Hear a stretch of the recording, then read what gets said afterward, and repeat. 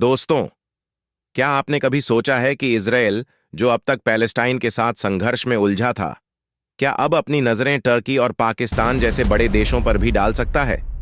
सोचिए, एक तरफ मिडिल ईस्ट की सबसे बड़ी ताकतों में से एक टर्की और दूसरी तरफ दुनिया की एकमात्र इस्लामिक न्यूक्लियर पावर पाकिस्तान।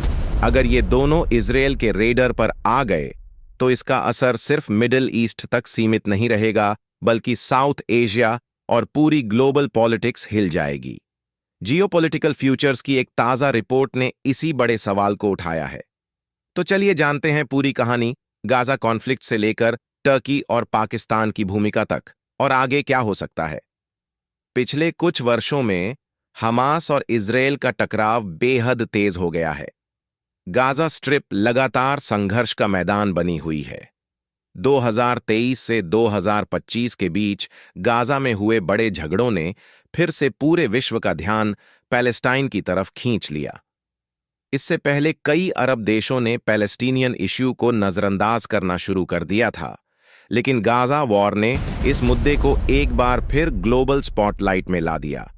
अब इज़राइल की चिंता सिर्फ पैलेस्टाइन तक सीमित नहीं है, बल्कि उसके सामने रीजनल क्रिटिक्स भी खड़े हैं, जिनमें सबसे प्रमुख हैं टर्की और पाकिस्तान।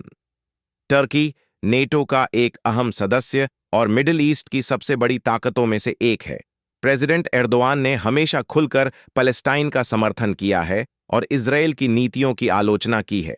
2010 का मावी मरमरा इंसिडेंट याद कीजिए, जब गाजा एड फ्लोटिला पर इजरायली फोर्सेस ने हमला किया और टर्की इजराइल रिश्ते अचानक बिगड़ गए। आज भी टर्की हमास को एक रेसिस्टेंस मूवमेंट मानता है, जबकि इजराइल उसे टेररिस्ट ग्रुप कहता है।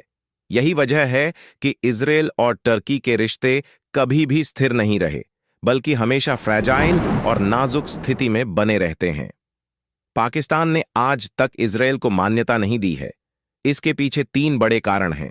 पहला, पाकिस्तान का धार्मिक और वैचारिक रूप से पैलेस्टाइन के साथ खड़ा होना।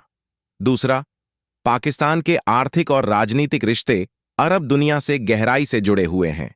और तीसरा, इजराइल और इंडिया के स्ट्रेटेजिक टाइज, जो पाकिस्तान के हितों के खिलाफ जाते हैं। पाकिस्तान की जनता और सरकार दोनों ही खुले तौर पर पैलेस्टीनियन कॉज के समर्थन में खड़े हैं, और एक न्यूक्लियर पावर होने के नाते पाकिस्तान इजराइल के लिए सिर्फ कूटनीतिक विरोधी नहीं, बल्कि एक संभावित सुरक्षा खतरा भी माना जाता है। इसीलिए जियोपॉलिटिकल फ्यूचर की ताज़ा एनालिसिस में कहा गया है कि इजराइल की फॉरेन पॉलिसी आने वाले समय में सिर्फ पैलेस्टाइन तक सीमित नहीं रहेगी। टर्की और पाकिस्तान दोनों ही उसके लिए बड़े स्ट्रेटेजिक चैलेंजेस बन सकते हैं। टर्की अपनी रीजनल इन्फ्लुएंस और नेटो की ताकत से इजराइल को कूटनीतिक रूप से आइसोलेट कर सकता है। पाकिस्तान अपनी न्यूक्लियर पावर और इस्लामिक वर्ल्ड में मजबूत सपोर्ट बेस की वजह से इजराइल के लिए चिंता का कारण है। यानी इजराइल भविष्य में इन दोनों को अपने स्ट्रेटेजिक टारगेट्स के रूप में देख सकता है, चाहे वो डिप्लोमेटिक प्रेशर डालना हो, इंटेलिजेंस ऑपरेशंस करना हो, या फिर रीजनल बैलेंस को शिफ्ट करने की कोशिश। लेकिन यही इजराइल के लिए सबसे बड़ा खतरा भी है, जिसे कहते हैं ओवर एक्सटेंशन। ओवर एक्सटेंशन का मतलब है अपनी क्षमता से ज्यादा मोर्चा खोल लेना। अगर इजराइल एक ही समय पर पैलेस्टाइन, टर्की और पाकिस्तान जैसे 3 बड़े देशों से भिड़ने की कोशिश करता है, तो उसकी मिलिट्री पर भारी दबाव पड़ेगा, उसकी इकोनॉमी डगमगा सकती है और उसकी डिप्लोमेसी को गहरे झटके लग सकते हैं। एक्सपर्ट्स का कहना है कि इजराइल ताकतवर है, लेकिन टर्की और पाकिस्तान जैसे बड़े देशों से टकराव उसके लिए लॉन्ग टर्म खतरा साबित हो सकता है।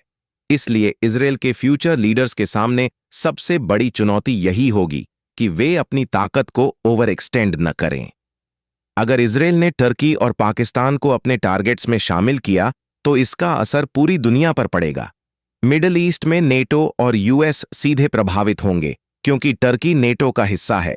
साउथ एशिया में पाकिस्तान अगर इसमें कूदता है, तो इंडिया इजराइल और इंडिया पाकिस्तान रिलेशंस पर नए समीकरण बनेंगे।